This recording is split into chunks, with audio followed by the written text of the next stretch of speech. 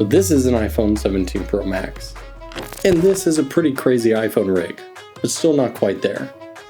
This is the ultimate iPhone filmmaker's dream. Let's talk about it.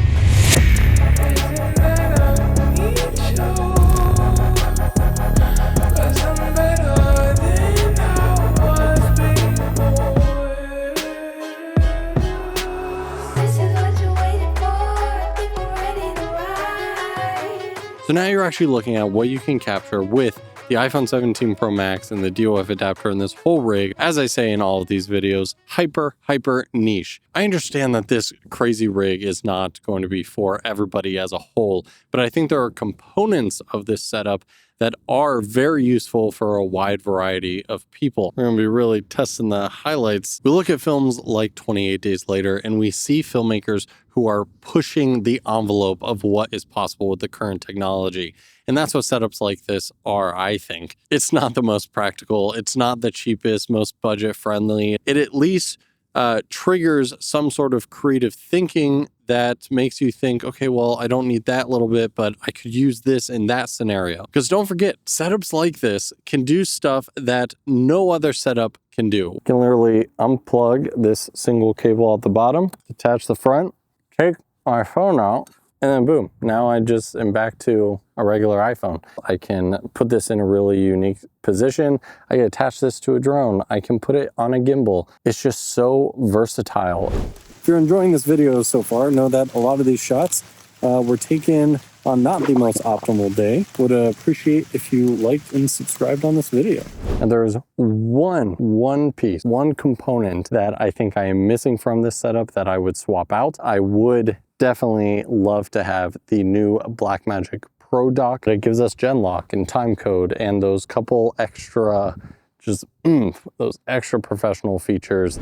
I know you guys love when I break things down step by step, show you all the little nitty gritty accessories that will be all linked in the description below for you to check out. Inside of here, we have my iPhone 17 Pro Max. As always, it's running the Blackmagic camera app. Now that's directly sitting inside the brand new Beast cage for the iPhone 17 Pro. So this inner rectangular piece is the actual cage that you can pick up. Now the broader, more like straight rectangular cage is called the Beast Mod. So this is brand new to the Beast Grip lineup. Here we have a Beast Grip handle on the side, and this is what gives us so much more mounting points and just kind of riggability. Now also on the front of the cage here, right here, you can see I'm not using it currently, but this is Beast Grip's new SSD clamps. Rig up an easy to access SSD. Keeping up with the Beast Grip accessory theme right now, this is what I was talking about in the last couple of videos.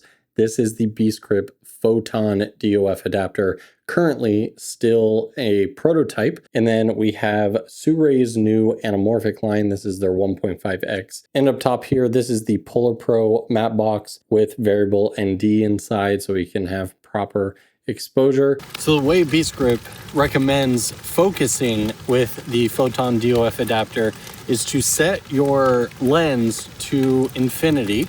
So I've done that. And then we're basically focusing on something far away. And then within whichever professional video app you're using, like the Blackmagic camera app, you want to leave autofocus on for the phone. And then since this is set to infinity, we'll let focus grab on that infinity. And then from there, you'll turn off autofocus on the phone, and then you'll be able to use your manual cine lens just like you would normally manually focus, and everything should be nice and in focus. And something that's actually perhaps unique to this setup, something that you can't get on a normal camera, is because you're essentially adjusting focus with two different optics. There's a little cheat that you can use with this setup to achieve a closer minimum focus range than what normal lens is, or the normal lens that you're using will give you, which is a huge bonus because anamorphics annoyingly oftentimes have a minimum focus distance of like 3 feet. Yeah, pretty cool and something unique to filming on the iPhone. Now to power everything else, we have the hub. Again, this is where I wish I had the Blackmagic Pro dock as the one part of the system I would probably upgrade, but this Condor Blue hub also works incredible. Here I get one USB-C out to actually plug into the phone, and then it's got 3 more USB-C ports. So We have one that is for an SSD, so that's a USB 3.2. And then we have a USB 2.0, which I'm using for audio. Again, I'm using my favorite Hollyland mics directly plugged into my camera. But here's a B-roll shot of the phone receiver that I plug in to this little adapter here to make space. We've got a third USB-C port for power that's going here. We'll talk about that in a second. And HDMI going to the monitor. The hub is hooked up via Condor Blue's quick release. I cannot have enough of them. If you have nothing else in the system, these mini locks are a lifesaver. Going to the front here, you can see the Lexar SSD. For monitors, I'm using the new Axoon. This is the 7-inch. Why am I blanking on the model? I literally just did a video on this a couple months ago. It's very hot. When it comes to power distribution, this is the new Snap Pack from Core. This one is a little 45 watt. Perfect for mobile filmmaking and mirrorless cameras. It's awesome. It comes with this magnetic plate. And then if I had multiple of them, I mean, just so easy to swap these in and out on a rig.